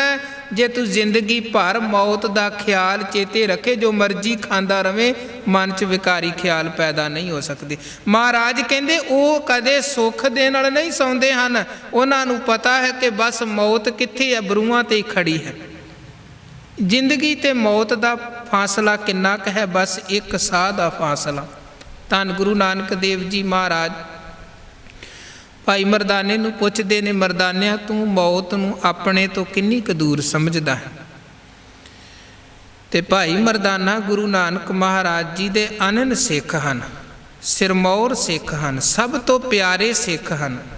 ਕਿੰਨਾ ਲੰਬਾ ਸਮਾਂ ਗੁਰੂ ਨਾਨਕ ਮਹਾਰਾਜ ਜੀ ਦੀ ਸੇਵਾ ਦੇ ਵਿੱਚ ਉਹਨਾਂ ਨੇ ਲੰਘਾਇਆ ਹੈ। ਉਹਨਾਂ ਨੇ ਆਪਣੇ ਖਿਆਲ ਮੁਤਾਬਕ ਦੱਸ ਦਿੱਤਾ, ਮਹਾਰਾਜ ਸੱਚੇ ਪਾਤਸ਼ਾਹ ਜੀ ਅੱਜ ਵੇਖੋ ਤੁਹਾਡੇ ਕੋਲ ਬੈਠੇ ਪ੍ਰਸ਼ਾਦਾ ਪਾਣੀ ਛਕਿਆ, ਕੱਲ੍ਹ ਦਾ ਕੀ ਪਤਾ ਹੈ, ਕੱਲ੍ਹ ਕਿੰਨੇ ਵੇਖੀ ਆਉਣੀ ਨਹੀਂ ਆਉਣੀ, ਹੋ ਸਕਦਾ ਕੱਲ੍ਹ ਤੱਕ ਜ਼ਿੰਦਗੀ ਦੀ ਖੇਡ ਮੁੱਕ ਜਾਏ। ਮਹਾਰਾਜ ਕਹਿਣ ਲੱਗੇ, ਮਰਦਾਨਿਆਂ ਬੜੀ ਦੂਰ ਦੀ ਸੋਚੀ, ਕੱਲ੍ਹ ਦੀ ਗੱਲ ਕਰ ਰਿਹਾ ਹੈ, ਇਹਦਾ ਮਤਲਬ ਤੂੰ ਆਪਣੇ ਤੋਂ ਮੌਤ ਦਾ ਫਾਸਲਾ 1 ਦਿਨ ਦਾ ਮਿੱਥ ਕੇ ਬੈਠਾ ਹੈ। ਤੇ ਭਾਈ ਸਾਹਿਬ ਕਹਿਣ ਲੱਗੇ, ਮਹਾਰਾਜ ਤੁਸੀਂ ਦੱਸੋ ਮੌਤ ਸਾਡੇ ਤੋਂ ਕਿੰਨੀ ਕੁ ਦੂਰ ਹੈ? ਤੇ ਗੁਰੂ ਨਾਨਕ ਮਹਾਰਾਜ ਦਾ ਉੱਥੇ ਬਚਨ ਸੀ, ਹਮ ਆਦਮੀ ਹਾਂ ਇੱਕ ਦਮੀ ਮੁਹਲਤ ਮੋਹਤ ਨਾ ਜਾਣਾ। ਇੱਕ ਦਮ ਦੇ ਆਦਮੀ ਹਾਂ, ਦਮ ਆਇਆ ਆਦਮੀ, ਤੇ ਜੇ ਦਮ ਨਾ ਆਇਆ ਤੇ ਫਿਰ ਮੁਰਦਾ ਹਾਂ, ਦੂਜਾ ਸਾਹ ਨਾ ਆਇਆ ਤੇ ਮੁਰਦਾ। ਇੱਕ ਸਵਾਸ ਤੇ ਜ਼ਿੰਦਗੀ ਖੜੀ ਹੈ, ਅਗਲਾ ਸਵਾਸ ਆਇਆ ਤੇ ਜ਼ਿੰਦਗੀ ਹੈ, ਜੇ ਨਾ ਸਵਾਸ ਆਇਆ ਤੇ ਮੌਤ ਹੈ। ਤੇ ਕਬੀਰ ਸਾਹਿਬ ਕਹਿੰਦੇ, ਜਿਨ੍ਹਾਂ ਨੂੰ ਚੇਤੇ ਹੋਵੇ ਨਾ ਕਿ ਮੌਤ ਐਨ ਸਾਡੇ ਸਿਰ ਤੇ ਖੜੀ ਹੈ, ਉਹ ਫਿਰ ਵਿਸ਼ਿਆਂ ਵਿਕਾਰਾਂ ਬੁਰਾਈਆਂ ਪਾਪਾਂ 'ਚ ਨਹੀਂ ਫਸਦੇ ਹਨ। ਉਹ ਸੁਚੇਤ ਹੋ ਕੇ ਅਕਾਲ ਪੁਰਖ ਵਾਹਿਗੁਰੂ ਦਾ ਨਾਮ ਧਿਆਉਂਦੇ ਹਨ, ਕਿਉਂਕਿ ਉਹਨਾਂ ਨੂੰ ਪਤਾ ਸਮਾਂ ਬਹੁਤ ਥੋੜ੍ਹਾ ਹੈ। ਜਾਂ ਕਾ ਬਾਸਾ ਗੁਰ ਮੈਂ ਸੋ ਕਿਉਂ ਸੋਵੈ ਸੁਖ, ਕਬੀਰ ਸੂਤਾ ਕਿਆ ਕਰੈ, ਉੱਠ ਕੇ ਨਾ ਜਪੈ ਮੁਰਾਰ। ਅਗਲੇ ਸਲੋਕ 'ਚ ਕਬੀਰ ਸਾਹਿਬ ਫਿਰ ਉਸੇ ਤਰ੍ਹਾਂ ਆਵਾਜ਼ ਦੇ ਕੇ ਕਹਿੰਦੇ, ਹੈ ਕਬੀਰ ਹੈ ਭਾਈ, ਸੁੱਤਾ ਕੀ ਕਰ ਰਿਹਾ ਹੈ? ਉੱਠ ਕੇ ਅਕਾਲ ਪੁਰਖ ਪਰਮਾਤਮਾ ਨੂੰ ਤੂੰ ਕਿਉਂ ਨਹੀਂ ਜਪ ਰਿਹਾ ਹੈ? ਜਿਹਨੂੰ ਜਪਣ ਦੇ ਲਈ ਜੀਵਨ ਮਿਲਿਆ, ਅਮੋਲਕ ਆ ਕੰਚਨ ਵਰਗੀ ਕਾਇਆ ਮਿਲੀ, ਮਹਾਰਾਜ ਕਹਿੰਦੇ ਤੂੰ ਉਹਨੂੰ ਜਪਦਾ ਕਿਉਂ ਨਹੀਂ ਪਿਆ? ਕਿਉਂ ਮਾਇਆ ਮੋਹ ਦੀ ਗਫਲਤ ਦੀ ਨੀਂਦਰ 'ਚ ਸੁੱਤਾ ਹੈ? ਚੇਤੇ ਰੱਖੀ ਇੱਕ ਦਿਨ ਸੋਵਨ ਹੋਏਗੋ, ਲਾਂਬੇ ਗੋਂਡ ਪਸਾਰ। ਕਹਿੰਦੇ ਸੁੱਤਾ ਤੇ ਪਿਆ ਹੈ, ਪਰ ਚੇਤੇ ਰੱਖੀ ਇਹ ਅਜੇ ਤੇ ਇਸ ਸੌਣ ਦੇ ਵਿੱਚ ਦੁਬਾਰਾ ਜਾਗਣ ਦੀ ਆਪਸ਼ਨ ਮੌਜੂਦ ਹੈ। ਆਪਾਂ ਸੌਂਦੇ ਹਾਂ 2-4 ਘੰਟੇ, ਬੰਦਾ ਰਾਤ 8 ਘੰਟੇ 7 ਘੰਟੇ ਸੁੱਤਾ, ਸਵੇਰੇ ਜਾਗ ਪੈਂਦਾ ਹੈ। ਪਰ ਇੱਕ ਉਹ ਸੌਣਾ ਹੈ ਜਿਹੜਾ ਸੌਣਾ ਤੇ ਹੈ, ਪਰ ਉਸ ਸੌਣ ਤੋਂ ਬਾਅਦ ਜਾਗਣਾ ਕੋਈ ਨਹੀਂ ਹੈ। ਹਾਲਾਂਕਿ ਸੌਣਾ ਤੇ ਮਰਨਾ ਗੱਲ ਇੱਕੋ ਹੀ ਹੁੰਦੀ ਹੈ। ਇਸੇ ਕਰਕੇ ਸਾਡੀ ਮਰਿਆਦਾ 'ਚ ਜਦੋਂ ਬੰਦਾ ਮਰਦਾ ਹੈ ਤੇ ਉਹਦੀ ਸੰਸਕਾਰ ਤੇ ਸੋਲਾ ਪੜ੍ਹਿਆ ਜਾਂਦਾ ਹੈ, ਤੇ ਜਦੋਂ ਆਪਾਂ ਰਾਤੀ ਸੌਂਦੇ ਹਾਂ ਤੇ ਉਦੋਂ ਵੀ ਸੋਲਾ ਸਾਹਿਬ ਦਾ ਪਾਠ। ਸੌਣਾ ਮਰਨਾ ਇੱਕੋ ਹੀ ਬਰਾਬਰ ਗੱਲ। ਮਹਾਰਾਜ ਸੱਚੇ ਪਾਤਸ਼ਾਹ ਕਹਿੰਦੇ, ਪਰ ਫਿਰ ਵੀ ਵੇਖ ਇਸ ਸੌਣ ਦੇ ਵਿੱਚ ਤੇ ਆਪਸ਼ਨ ਹੈ ਕਿ ਤੂੰ ਜਾਗ ਸਕਦਾ ਹੈ, ਪਰ ਉਸ ਸੌਣ ਤੋਂ ਬਾਅਦ ਤੂੰ ਜਾਗ ਨਹੀਂ ਹੋ ਸਕਣਾ। ਇਸ ਕਰਕੇ ਇਦੋਂ ਪਹਿਲਾਂ ਕਿ ਲਾਂਬੇ ਗੌਂਡ ਪਸਾਰ ਲੱਤਾਂ ਵਿਛਾ ਕੇ ਤੂੰ ਪੱਕੀ ਨੀਂਦਰੇ ਸੌਂ ਜਾਏ, ਉਹਦੇ ਤੋਂ ਪਹਿਲਾਂ ਜਾਗ ਲੈ, ਜਾਗ ਲੈ। ਤੇ ਜਾਗ ਕੇ ਕਰਨਾ ਕੀ ਹੈ? ਜਪੈ ਮੁਰਾਰ, ਪਰਮਾਤਮਾ ਨੂੰ, ਅਕਾਲ ਪੁਰਖ ਵਾਹਿਗੁਰੂ ਨੂੰ ਜਪਣਾ। कबीर सूता क्या करे, बैठा रो अर जाग।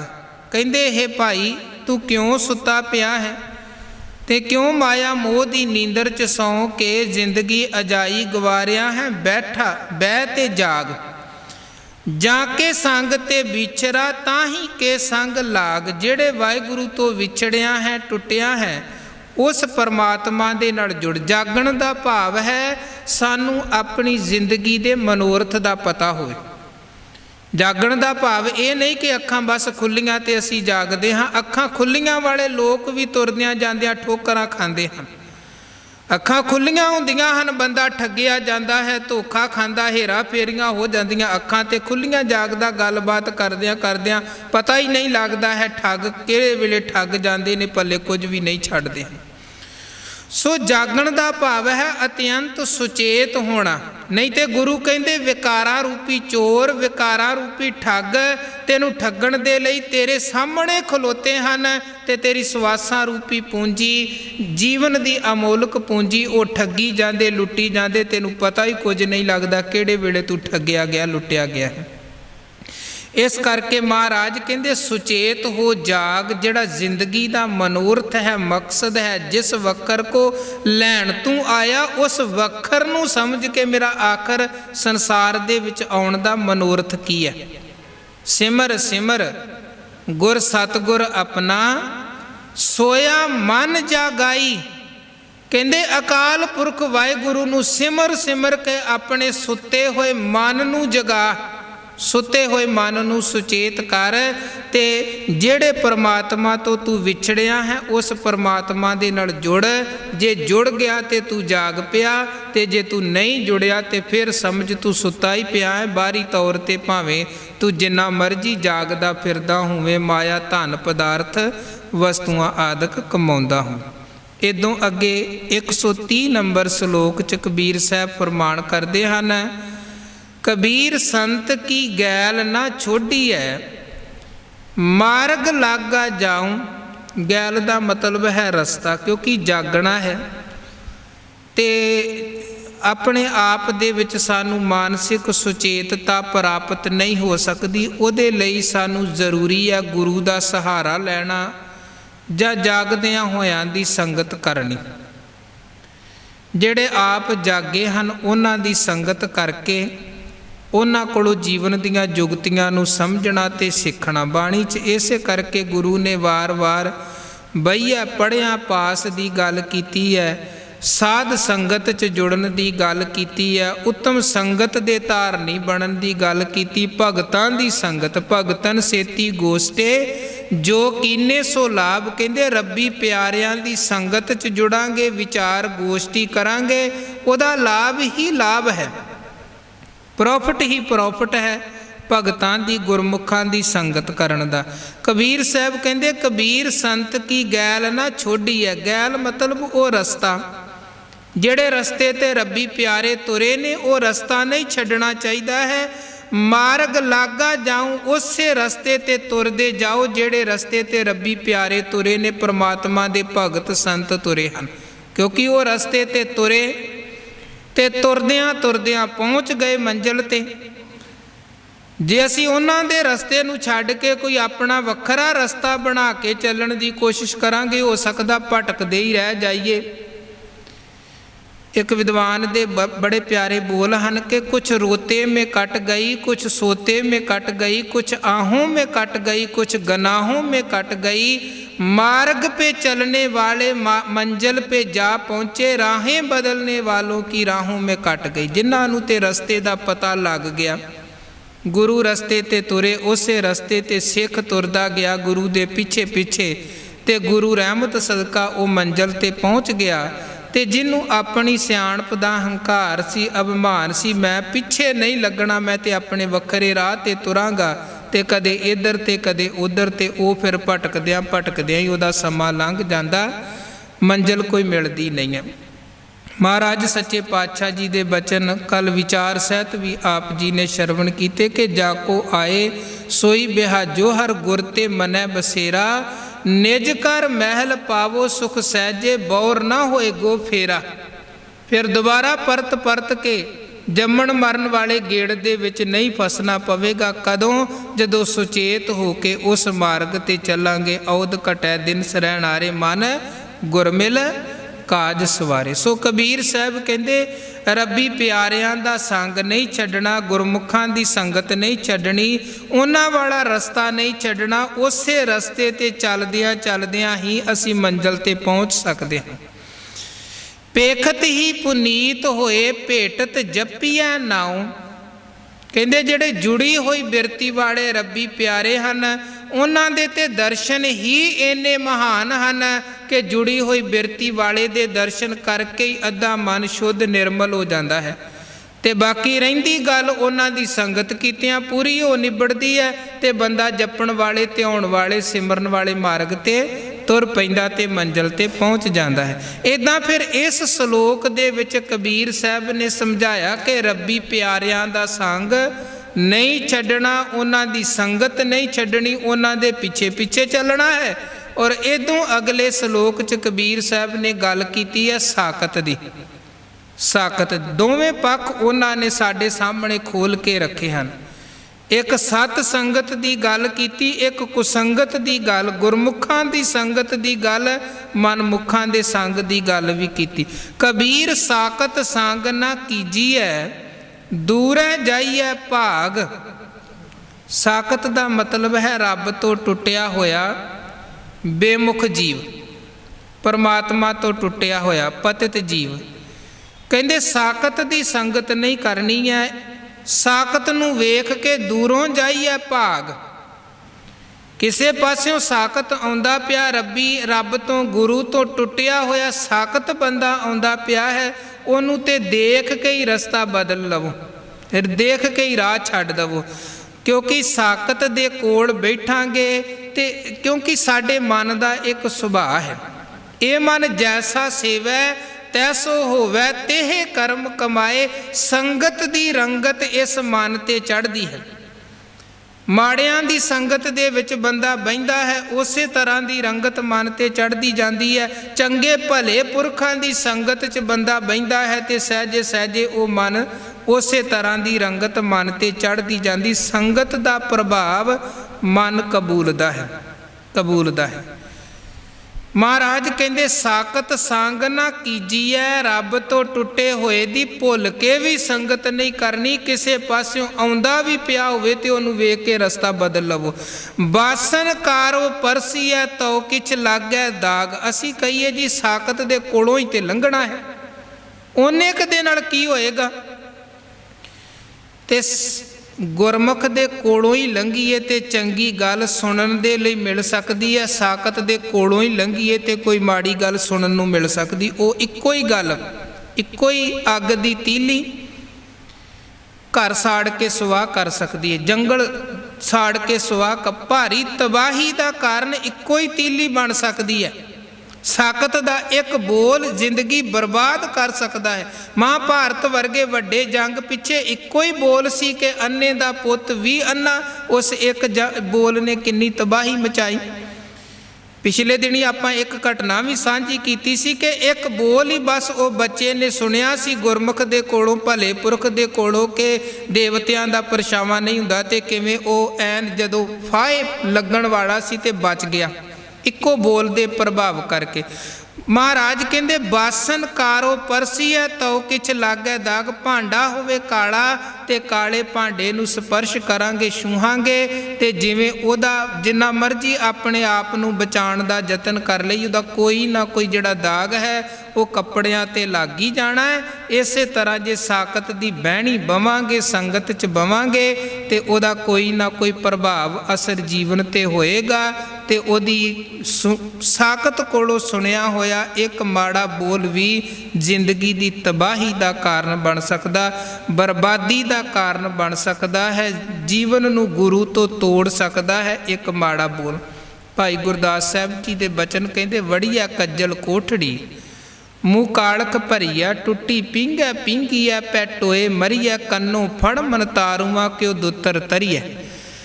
ਤਿਉ ਠੱਗ ਸੰਗਤ ਬੇਮੁਖਾਂ ਜੀ ਜੋਖੋਂ ਡਰੀਐ। ਭਾਈ ਸਾਹਿਬ ਕਹਿੰਦੇ ਕੋਈ ਠੱਗ ਬਿਰਤੀ ਵਾਲਾ ਹੋਏ, ਕੋਈ ਬੇਮੁਖ ਬਿਰਤੀ ਵਾਲਾ ਹੋਏ, ਕੋਈ ਰੱਬ ਤੋਂ ਟੁੱਟਿਆ ਹੋਇਆ ਸਾਖਤ ਬਿਰਤੀ ਵਾਲਾ ਹੋਏ, ਉਹਦੀ ਸੰਗਤ ਤੋਂ ਡਰ ਕੇ ਹੀ ਰਹਿਣਾ ਚਾਹੀਦਾ ਹੈ। ਇਸੇ ਦੇ ਵਿੱਚ ਭਲਾਈ ਹੈ। ਜੇ ਉਹਨਾਂ ਦੀ ਸੰਗਤ ਜਾਵਾਂਗੇ ਬਵਾਂਗੇ ਤੇ ਉਹਨਾਂ ਦਾ ਪ੍ਰਭਾਵ ਜ਼ਰੂਰ ਪਵੇਗਾ। ਉਹਨਾਂ ਉਦਾਹਰਣ ਦਿੱਤੀ, ਕਹਿੰਦੇ ਵੜੀਆ ਕੱਜਲ ਕੋਠੜੀ ਮੂੰਹ ਕਾਲਕ ਭਰੀਐ। ਸਵਾਹ ਵਾਲੀ ਕੋਠੜੀ ਹੋਏ, ਜੇ ਬੰਦਾ ਉਹਦੇ 'ਚ ਜਾਵੇ ਤੇ ਵਾਪਸ ਪਰਤ ਆਏ, ਜਿੰਨਾ ਮਰਜ਼ੀ ਆਪਣੇ ਆਪ ਨੂੰ ਬਚਾਵੇ, ਉਹਦਾ ਦਾਗ ਕਾਲਖ ਸਰੀਰ ਤੇ ਚਿਹਰੇ ਤੇ ਲੱਗ ਹੀ ਜਾਂਦੀ ਹੈ। ਪੀਂਘ ਹੈ ਟੁੱਟੀ, ਝੂਲਾ ਟੁੱਟਿਆ ਹੈ। ਜਿੰਨਾ ਮਰਜ਼ੀ ਬੰਦਾ ਬਚੇ, ਜਿਹੜਾ ਹੈ ਹੀ ਝੂਲਾ ਟੁੱਟਿਆ, ਜਿਹਦੇ ਸੰਗਲੀਆਂ ਟੁੱਟੀਆਂ ਪਈਆਂ ਹਨ, ਉਹਦੇ ਤੋਂ ਬੰਦਾ ਡਿੱਗੇਗਾ ਹੀ ਡਿੱਗੇਗਾ। ਜਿਹਨੂੰ ਤਰਨਾ ਨਹੀਂ ਆਉਂਦਾ ਹੈ, ਭਾਈ ਸਾਹਿਬ ਕਹਿੰਦੇ ਕੰਨੋਂ ਫੜ ਮਨ ਤਾਰੂਆਂ ਕਿਉਂ ਦੁੱਤਰ ਤਰੀਐ। ਜਿਹਨੂੰ ਤਰਨਾ ਨਹੀਂ ਆਉਂਦਾ, ਬੰਦਾ ਕਵੇ ਮੈਂ ਕੋਈ ਨਾ ਇਹਦਾ ਸਹਾਰਾ ਲੈ ਕੇ ਪਾਰ ਲੰਘ ਜਾਵਾਂਗਾ, ਉਹਨੇ ਪਾਰ ਕੀ ਲੰਘਾਉਣਾ ਜਿਹੜਾ ਆਪ ਡੁੱਬਦਾ ਪਿਆ ਹੋਵੇ। ਭਾਈ ਸਾਹਿਬ ਕਹਿੰਦੇ ਜਿਵੇਂ ਅਣਤਾਰੂ ਬੰਦੇ ਤੋਂ ਬਚ ਕੇ ਰਹਿਣਾ ਚਾਹੀਦਾ ਹੈ, ਕਾਲੀ ਸਵਾਹ ਵਾਲੀ ਕੋਠੜੀ ਤੋਂ ਬਚ ਕੇ ਰਹਿਣਾ ਹੈ, ਇਸੇ ਤਰ੍ਹਾਂ ਤਿਉਂ ਠੱਗ ਸੰਗਤ ਬੇਮੁਖਾਂ ਜੀ ਜੋਖੋਂ ਡਰੀਏ। ਕਹਿੰਦੇ ਉਹ ਜਿੰਦ ਨੂੰ ਜਾਲ ਤੇ ਜੰਜਾਲ ਪਾਉਣ ਵਾਲੀ ਗੱਲ ਹੈ, ਬੇਮੁਖਾਂ ਦੀ ਸੰਗਤ 'ਚ ਜੁੜਨਾ। ਇਸ ਕਰਕੇ ਭਗਤ ਜੀ ਕਹਿੰਦੇ ਕਬੀਰ ਸਾਕਤ ਸੰਗ ਨਾ ਕੀਜੀਐ, ਦੂਰੈ ਜਾਈਐ ਭਾਗ। ਸਾਕਤ ਦੀ ਜਿਹੜੀ ਸੰਗਤ ਹੈ ਉਹ ਭੁੱਲ ਕੇ ਵੀ ਨਹੀਂ ਕਰਨੀ। ਗੁਰੂ ਨੇ ਸਾਨੂੰ ਸਤ ਸੰਗਤ ਦੇ ਧਾਰਨੀ ਬਣਨ ਦਾ ਉਪਦੇਸ਼ ਦਿੱਤਾ ਹੈ, ਗੁਰ ਸੰਗਤ ਦੇ ਧਾਰਨੀ ਬਣਨ ਦਾ ਉਪਦੇਸ਼ ਦਿੱਤਾ। ਧੰਨ ਬਾਬਾ ਬੁੱਢਾ ਸਾਹਿਬ ਗੁਰੂ ਨਾਨਕ ਦੇਵ ਜੀ ਮਹਾਰਾਜ ਜੀ ਦੀ ਸੰਗਤ ਦੇ ਵਿੱਚ ਜੁੜੇ ਤੇ ਗੁਰੂ ਨਾਨਕ ਸਾਹਿਬ ਜੀ ਦੀ ਸੰਗਤ ਦੀ ਰੰਗਤ ਉਹਨਾਂ ਤੇ ਚੜ੍ਹ ਗਈ। ਭਾਈ ਬਿਧੀ ਚੰਦ ਗੁਰ ਸੰਗਤ ਦੇ ਵਿੱਚ ਜੁੜੇ। ਸੰਗਤ 'ਚ ਆਉਣ ਤੋਂ ਪਹਿਲਾਂ ਦਾ ਜੀਵਨ ਤੇ ਬੜਾ ਵਿਗੜਿਆ ਤਿਗੜਿਆ ਹੋਇਆ ਜੀਵਨ ਸੀ, ਪਰ ਜਦੋਂ ਸੰਗਤ 'ਚ ਜੁੜੇ ਫਿਰ ਗੁਰੂ ਦੀ ਕਿਰਪਾ ਹੋਈ, ਜੀਵਨ ਬਦਲ ਗਿਆ।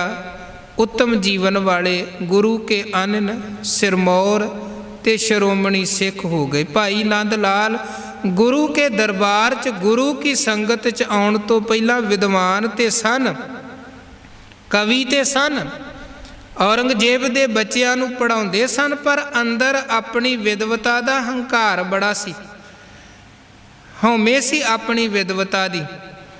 ਤੇ ਜੇ ਬੰਦੇ ਦੇ ਕੋਲ ਹੰਕਾਰ ਹੈ ਤੇ ਹੰਕਾਰ ਮਨੁੱਖ ਦੇ ਗੁਣ ਤੇ ਵੀ ਪਰਦਾ ਪਾ ਦਿੰਦਾ ਹੈ, ਹੰਕਾਰ ਮਨੁੱਖ ਦੀਆਂ ਚੰਗਿਆਈਆਂ ਤੇ ਵੀ ਪਰਦਾ ਪਾਉਂਦਾ ਹੈ।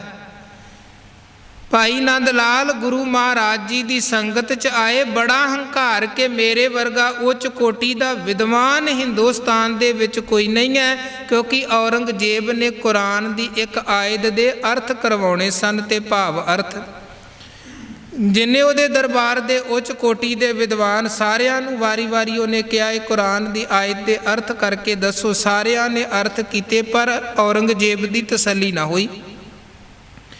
ਤੇ ਭਾਈ ਨੰਦ ਲਾਲ ਸਾਹਿਬ ਨੇ ਜਦੋਂ ਉਹ ਅਰਥ ਕਰਕੇ ਦੱਸੇ ਤੇ ਔਰੰਗਜ਼ੇਬ ਦੀ ਐਨ ਤਸੱਲੀ ਹੋ ਗਈ, ਐਨ ਤਸੱਲੀ ਹੋ ਗਈ। ਤਾਰੀਫ ਵੀ ਬੜੀ ਫਿਰ ਔਰੰਗਜ਼ੇਬ ਨੇ ਕੀਤੀ, ਸਨਮਾਨ ਵੀ ਬੜਾ ਦਿੱਤਾ। ਪਰ ਇੱਕ ਗੱਲ ਦੀ ਔਰੰਗਜ਼ੇਬ ਦੇ ਮਨ 'ਚ ਖਿੱਝ ਕੇ, ਇੰਨਾ ਉੱਚ ਕੋਟੀ ਦਾ ਵਿਦਵਾਨ ਤੇ ਗੈਰ ਮੁਸਲਮਾਨ ਨਹੀਂ ਹੋਣਾ ਚਾਹੀਦਾ, ਇਹਨੂੰ ਇਸਲਾਮ 'ਚ ਲਿਆਵੋ, ਨਹੀਂ ਤੇ ਇੱਦਾਂ ਦਾ ਵਿਦਵਾਨ ਬੰਦਾ ਦੂਜੇ ਮੱਤ ਦਾ ਹੋਵੇ, ਇਹਨੂੰ ਖਤਮ ਹੀ ਕਰ ਦੇਵੋ, ਜਿਹੜੀ ਔਰੰਗਜ਼ੇਬ ਦੀ ਨੀਤੀ ਸੀ। ਹੁਣ ਉਹ ਵਿਦਵਤਾ ਹੀ ਭਾਈ ਨੰਦ ਲਾਲ ਦੀ ਜਾਨ ਦਾ ਜੰਜਾਲ ਬਣ ਗਈ ਸੀ। ਪਰ ਗੱਲ ਵੱਖਰੀ ਹੈ, ਬਹਾਦਰ ਸ਼ਾਹ ਨੇ ਦੱਸ ਦਿੱਤਾ ਉਹਨੂੰ, ਤੇ ਉਹ ਫਿਰ ਦਿੱਲੀ ਤੋਂ ਆਨੰਦਪੁਰ ਗੁਰੂ ਕਲਗੀਧਰ ਮਹਾਰਾਜ ਦੇ ਦਰਬਾਰ 'ਚ ਆ ਗਿਆ। ਪਰ ਇਸ ਗੱਲ ਦਾ ਮਾਣ ਸੀ ਕਿ ਮੇਰੇ ਵਰਗਾ ਵਿਦਵਾਨ ਕੋਈ ਨਹੀਂ ਹੈ। ਗੁਰੂ ਕਲਗੀਧਰ ਮਹਾਰਾਜ ਕਹਿਣ ਲੱਗੇ, ਭਾਈ ਨੰਦ ਲਾਲ ਤੇਰੀ ਵਿਦਵਤਾ ਤੇ ਅਸੀਂ ਵੀ ਮੰਨਦੇ ਹਾਂ ਕਿ ਤੂੰ ਵਿਦਵਾਨ ਹੈ, ਕਿਉਂਕਿ ਇਹਨਾਂ ਨੇ ਇੱਕ ਪੁਸਤਕ ਸਤਿਗੁਰਾਂ ਨੂੰ ਭੇਟ ਕੀਤੀ। ਗੁਰੂ ਕੇ ਦਰਬਾਰ 'ਚ ਆਉਣ ਤੋਂ ਪਹਿਲਾਂ ਇਹਨਾਂ ਨੇ ਪੁਸਤਕ ਲਿਖੀ ਸੀ, ਜਿਹਦਾ ਨਾਮ ਸੀ ਬੰਦਗੀ ਨਾਮਾ। ਮਹਾਰਾਜ ਸੱਚੇ ਪਾਤਸ਼ਾਹ ਜੀ ਨੂੰ ਭੇਟ ਕੀਤੀ, ਸਤਿਗੁਰਾਂ ਨੇ ਉਹ ਕਿਤਾਬ ਲਈ, ਪੜ੍ਹੀ। ਮਹਾਰਾਜ ਕਹਿਣ ਲੱਗੇ, ਨੰਦ ਲਾਲ ਇਹ ਬੰਦਗੀ ਨਾਮਾ ਨਹੀਂ, ਇਹ ਜ਼ਿੰਦਗੀ ਨਾਮਾ ਹੈ। ਉਹ ਕਿਤਾਬ ਦਾ ਨਾਂ ਸਤਿਗੁਰਾਂ ਨੇ ਜ਼ਿੰਦਗੀ ਨਾਮਾ ਕੀਤਾ। ਸਤਿਗੁਰੂ ਦੇ ਬਚਨ ਸਨ, ਨੰਦ ਲਾਲ ਤੂੰ ਵਿਦਵਾਨ ਬੜਾ ਹੈ, ਪਰ ਅੰਦਰ ਹਉਮੈ ਦੀ ਮੈਲ ਹੈ, ਹੰਕਾਰ ਦੀ ਮੈਲ ਹੈ। ਤੇ ਇਹ ਜਿਹੜੀ ਹਉਮੈ ਹੰਕਾਰ ਦੀ ਮੈਲ ਹੈ, ਇਹ ਤੇਰੀ ਵਿਦਵਤਾ ਦੇ ਉੱਪਰ ਵੀ ਪਰਦਾ ਪਾਉਣ ਵਾਲੀ ਮੈਂ ਗੱਲ ਹੈ। ਹੰਕਾਰ ਖੁਆਰੀ ਦਾ ਕਾਰਨ ਬਣਦਾ ਹੈ। ਜੇ ਤੂੰ ਹੋਰ ਉੱਚੀਆਂ ਉਚਾਈਆਂ ਨੂੰ ਪਾਉਣਾ ਚਾਹੁੰਦਾ ਹੈ, ਜੋ ਤੂੰ ਅੱਖਰਾਂ ਬੋਲਾਂ ਦੇ ਰਾਹੀਂ ਕਲਮ ਦੇ ਰਾਹੀਂ ਲਿਖਦਾ ਹੈ, ਜੇ ਉਹਨੂੰ ਤੂੰ ਆਪਣੇ ਜੀਵਨ ਦੇ ਵਿੱਚ ਕਮਾਉਣਾ ਚਾਹੁੰਦਾ, ਤੇਰਾ ਜੀਵਨ ਹੀ ਕਵਿਤਾ ਬਣ ਜਾਏ, ਤੇਰਾ ਜੀਵਨ ਹੀ ਕਿਤਾਬ ਗ੍ਰੰਥ ਬਣੇ ਤੇ ਤੇਰਾ ਜੀਵਨ ਤੋਂ ਸੰਸਾਰ ਸੇਧ ਲਵੇ, ਉਹਦੇ ਲਈ ਜ਼ਰੂਰੀ ਹੈ ਕਿ ਤੂੰ ਆਪਣੇ ਅੰਦਰ ਦੀ ਹਉਮੈ ਨੂੰ ਖਤਮ ਕਰ, ਹੰਕਾਰ ਨੂੰ ਖਤਮ ਕਰ। ਤੇ ਭਾਈ ਨੰਦ ਲਾਲ ਨੇ ਸਤਿਗੁਰਾਂ ਨੂੰ ਕਿਹਾ, ਮਹਾਰਾਜ ਹੁਣ ਤੁਹਾਡੀ ਸ਼ਰਨ ਦੇ ਵਿੱਚ ਆਇਆ ਹਾਂ। ਅੱਜ ਤੱਕ ਲੋਕ ਬਾਹਰੋਂ ਵੇਂਦੇ ਰਹੇ ਤੇ ਸਲਾਉਂਦੇ ਰਹੇ ਨੇ, ਕਿਸੇ ਨੇ ਇਹਦੇ ਅੰਦਰਲੇ ਪਾਸੇ ਨਜ਼ਰ ਹੀ ਕੋਈ ਨਹੀਂ ਮਾਰੀ ਹੈ। ਹੁਣ ਤੁਸੀਂ ਕਿਰਪਾ ਕਰਕੇ ਜੇ ਅੰਦਰ ਨੂੰ ਵੇਖ ਲਿਆ ਤੇ ਅੰਦਰ ਦੀ ਮੈਲ ਵੀ ਖਤਮ ਕਰੋ। ਤੇ ਗੁਰੂ ਸਾਹਿਬ ਨੇ ਕਿਹਾ ਸੀ, ਇਸੇ ਤਰ੍ਹਾਂ ਸੰਗਤ ਕਰਿਆ ਕਰ ਤੇ ਸੇਵਾ ਕਰਿਆ ਕਰ। ਸੇਵਾ ਤੇ ਸੰਗਤ ਦੀ ਬਰਕਤ ਦੇ ਨਾਲ ਤੇਰਾ ਹਿਰਦੇ ਰੂਪੀ ਭਾਂਡਾ ਸ਼ੁੱਧ ਤੇ ਨਿਰਮਲ ਬਣੇਗਾ ਤੇ ਗੁਰੂ ਕੀ ਸੰਗਤ ਦਾ ਐਸਾ ਪ੍ਰਭਾਵ ਤੇ ਗੁਰੂ ਘਰ ਵਿਖੇ ਕਮਾਈ ਹੋਈ ਸੇਵਾ ਦਾ ਐਸਾ ਪ੍ਰਭਾਵ ਕਿ ਉਹ ਭਾਈ ਨੰਦ ਲਾਲ ਜਿਹਦੇ ਅੰਦਰ ਕਦੇ ਇਹ ਹੰਕਾਰ ਸੀ ਕਿ ਮੈਂ ਬਹੁਤ ਉੱਚ ਕੋਟੀ ਦਾ ਵਿਦਵਾਨ ਹਾਂ, ਅਤ ਦੀ ਨਿਮਰਤਾ, ਅਤ ਦੀ ਗਰੀਬੀ, ਅਤ ਦੀ ਹਲੀਮੀ ਉਹਨਾਂ ਦੇ ਜੀਵਨ 'ਚ ਆਈ। ਤੇ ਇੱਕ ਸਮਾਂ ਐਸਾ ਆਇਆ ਜਦੋਂ ਉਸੇ ਭਾਈ ਨੰਦ ਲਾਲ ਨੇ ਕਿਹਾ, ਮੈਂ ਗੁਰੂ ਘਰ ਦੇ ਕੂਕਰਾਂ ਦਾ ਵੀ ਕੂਕਰ। ਹੁਣ ਇਹ ਜੀਵਨ ਅੰਦਰ ਜਿਹੜੀ ਤਬਦੀਲੀ ਆ ਉਹ ਕਿਵੇਂ ਬਣੀ? ਜੇ ਔਰੰਗਜ਼ੇਬ ਦੇ ਦਰਬਾਰ 'ਚ ਹੀ ਰਹਿੰਦੇ ਤੇ ਹੋ ਸਕਦਾ ਅੰਦਰ ਹੋਰ ਹਉਮੈ ਹੰਕਾਰ ਵੱਧਦੀ ਜਾਂਦੀ। ਪਰ ਜੇ ਅੰਦਰ ਜੀਵਨ ਬਦਲਿਆ, ਵਿਦਵਤਾ ਹੋਣੀ ਇੱਕ ਵੱਖਰੀ ਗੱਲ ਹੈ। ਕਿਸੇ ਦਾ ਬਾਹਰੀ ਤੌਰ ਤੇ ਕੋਈ ਹੋਰ ਕਿਸੇ ਪੱਖ ਤੋਂ ਮਾਹਰ ਹੋਣਾ ਇੱਕ ਵੱਖਰੀ ਗੱਲ ਹੈ, ਇੱਕ ਚੰਗਾ ਇਨਸਾਨ ਹੋਣਾ ਵੱਖਰੀ ਗੱਲ ਹੈ, ਇੱਕ ਗੁਣਵਾਨ ਇਨਸਾਨ ਹੋਣਾ ਵੱਖਰੀ ਗੱਲ ਹੈ। ਅਸੀਂ ਵੇਖਦੇ ਹਾਂ ਕਿੰਨੇ ਲੋਕ ਸਾਨੂੰ ਮਿਲਦੇ ਹਨ ਜਿਹੜੇ ਆਪਣੇ ਕਿੱਤੇ ਦੇ ਵਿੱਚ, ਪ੍ਰੋਫੈਸ਼ਨ ਦੇ ਵਿੱਚ ਮਾਹਰ ਬੜੇ ਹਨ, ਪਰ ਜਦੋਂ ਉਹਨਾਂ ਦੇ ਕੋਲ ਜਾਈਏ ਬੋਲਣ ਦਾ ਉਹਨਾਂ ਨੂੰ ਢੰਗ ਨਹੀਂ ਹੁੰਦਾ। ਦੂਜੇ ਦੇ ਨਾਲ ਇੱਦਾਂ ਵਿਹਾਰ ਕਰਦੇ ਹਨ ਕਿ ਬੰਦੇ ਨੂੰ ਬੰਦਾ ਹੀ ਨਹੀਂ ਸਮਝਦੇ ਹਨ ਕਿ ਸ਼ਾਇਦ ਬਸ ਅਸੀਂ ਸਾਰਾ ਕੁਝ ਹਾਂ। ਹੁਣ ਠੀਕ ਹੈ, ਉਹਦੇ ਕੋਲ ਆਪਣੇ ਕਿੱਤੇ ਦੀ ਮਹਾਰਤ ਬੜੀ ਹੈ, ਪਰ ਇੱਕ ਚੰਗੇ ਇਨਸਾਨ ਹੋਣ ਵਾਲੇ ਗੁਣ ਨਹੀਂ ਹਨ। ਇੱਕ ਚੰਗਾ ਇਨਸਾਨ ਹੋਣਾ ਵੱਖਰੀ ਗੱਲ ਹੈ। ਗੁਰੂ ਨੇ ਸਾਨੂੰ ਗੁਣਵਾਨ ਵੀ ਬਣਾਇਆ ਹੈ, ਸਾਨੂੰ ਚੰਗੇ ਇਨਸਾਨ ਵੀ ਬਣਾਇਆ। ਅਸੀਂ ਕਿੱਦਾਂ ਸਮਾਜ ਅੰਦਰ ਵਿਚਰਨਾ ਹੈ ਤੇ ਕਿਵੇਂ ਸਭ ਦਾ ਸਰਬੱਤ ਦਾ ਭਲਾ ਕਰਨਾ ਹੈ। ਹੁਣ ਇਹ ਜਿਹੜਾ ਗੁਰੂ ਘਰ ਦਾ ਸਰਬੱਤ ਦੇ ਭਲੇ ਦਾ ਕਨਸੈਪਟ ਹੈ, ਇਹ ਵੀ ਵੇਖੋ ਉਹੀ ਮਨੁੱਖ ਸਰਬੱਤ ਦਾ ਭਲਾ ਕਰ ਸਕਦਾ ਜਿਹੜਾ ਗੁਣਵਾਨ ਵੀ ਹੈ ਤੇ ਚੰਗਾ ਇਨਸਾਨ ਵੀ ਹੈ। ਜਿਹੜਾ ਹੰਕਾਰੀ ਹੈ, ਹੰਕਾਰੀ ਬੰਦੇ ਨੇ ਦੂਜੇ ਦਾ ਭਲਾ ਕੀ ਕਰਨਾ ਹੈ? ਉਹ ਤੇ ਦਿਨ ਰਾਤ ਦੂਜਿਆਂ ਦੇ ਨਾਲ ਵਧੀਕੀਆਂ ਤੇ ਮਾੜਾ ਵਿਹਾਰ ਕਰੇਗਾ। ਸੋ ਇਹ ਚੰਗੇ ਗੁਣਾਂ ਦਾ ਜੀਵਨ ਅੰਦਰ ਸੰਚਾਰ ਤਾਂ ਹੋ ਸਕਦਾ ਹੈ ਜੇ ਸਾਡੀ ਸੰਗਤ ਚੰਗੀ ਹੈ। ਇਸ ਕਰਕੇ ਆਪਾਂ ਗੁਰੂ ਕੀ ਸੰਗਤ ਕਰਨੀ ਹੈ, ਗੁਰੂ ਕੇ ਬਚਨਾਂ ਦੀ, ਗੁਰੂ ਕੀ ਬਾਣੀ ਦੀ ਸੰਗਤ ਕਰਨੀ ਹੈ, ਸਤ ਸੰਗਤ ਕਰਨੀ ਹੈ ਤਾਂ ਕਿ ਜੀਵਨ ਸਫਲ ਹੋਵੇ। ਕਬੀਰ ਸਾਹਿਬ ਨੇ ਇਹ 2 ਸਲੋਕਾਂ ਰਾਹੀਂ ਸਮਝਾਇਆ ਕਿ ਗੁਰੂ ਕੀ ਸੰਗਤ ਦੇ ਮਾਰਗ ਤੇ, ਗੁਰੂ ਦੇ ਮਾਰਗ ਤੇ ਐਨ ਚੁੱਪਚਾਪ ਚੱਲਦੇ ਜਾਣਾ ਹੈ, ਪਰ ਮਾੜੀ ਸੰਗਤ ਤੋਂ, ਸਾਕਤ ਦੀ ਸੰਗਤ ਤੋਂ ਹਮੇਸ਼ਾ ਬਚ ਕੇ ਰਹਿਣਾ ਹੈ, ਕਿਉਂਕਿ ਉਹ ਜੀਵਨ ਨੂੰ ਬਰਬਾਦ ਤੇ ਤਬਾਹ ਕਰਨ ਵਾਲੀ ਹੈ। ਗੁਰੂ ਕਿਰਪਾ ਕਰੇ ਇਹ ਪਾਵਨ ਪਵਿੱਤਰ ਗੁਰਮਤਿ ਉਪਦੇਸ਼ ਸਾਡਿਆਂ ਹਿਰਦਿਆਂ 'ਚ ਵਸਣ, ਗੁਰੂ ਦੀਆਂ ਖੁਸ਼ੀਆਂ ਮਿਲਣ, ਜੀਵਨ ਸਫਲ ਹੋਵੇ। ਇਹ ਲੋਕ ਸੁਖੀਏ ਪਰਲੋਕ ਸੁਹੇਲੇ, ਨਾਨਕ ਹਰ ਪ੍ਰਭ ਆਪੇ ਮੇਲੇ। ਇੰਨੀਆਂ ਬੇਨਤੀਆਂ ਪ੍ਰਵਾਨ ਕਰਨੀਆਂ ਜੀ। ਵਿਚਾਰਾਂ ਕਰਦਿਆਂ ਹੋਈਆਂ ਭੁੱਲਾਂ ਨਾ ਚਿਤਾਰਨੀਆਂ। ਫਤਿਹ ਦੀ ਸਾਂਝ ਪਾਓ। ਵਾਹਿਗੁਰੂ ਜੀ ਕਾ ਖਾਲਸਾ, ਵਾਹਿਗੁਰੂ ਜੀ ਕੀ ਫਤਿਹ। ਰਮਕਲੀ ਮਹੱਲਾ ਤੀਜਾ। ਆਨੰਦ ਇੱਕ ਓੰਕਾਰ ਸਤਿਗੁਰ ਪ੍ਰਸਾਦ। ਆਨੰਦ ਪਿਆ ਮੇਰੀ ਮਾਏ, ਸਤਿਗੁਰੂ ਮੈਂ ਪਾਇਆ, ਸਤਿਗੁਰ ਤਾਂ ਪਾਇਆ, ਸਹਿਜ ਸੇਤੀ ਮਨ ਵਜੀਆਂ ਵਾਧਾਈਆਂ। ਰਾਗ ਰਤਨ ਪਰਵਾਰ ਭਰੀਆਂ, ਸ਼ਬਦ ਗਾਵਣੇ ਆਈਆਂ, ਸ਼ਬਦੋ ਤਾਂ ਗਾਓ ਹਰੀ ਕੀ ਰਾਮ ਅੰਜਨੀ ਵਸਾਇਆ। ਕਹੈ ਨਾਨਕ ਆਨੰਦ ਹੋਆ ਸਤਿਗੁਰੂ ਮੈਂ ਪਾਇਆ, ਏ ਮਨ ਮੇਰਿਆ ਤੂੰ ਸਦਾ ਰਹੋ ਹਰਿ ਨਾਲੇ। ਹਰਿ ਨਾਲ ਰਹੋ ਤੂੰ ਮਨ ਮੇਰੇ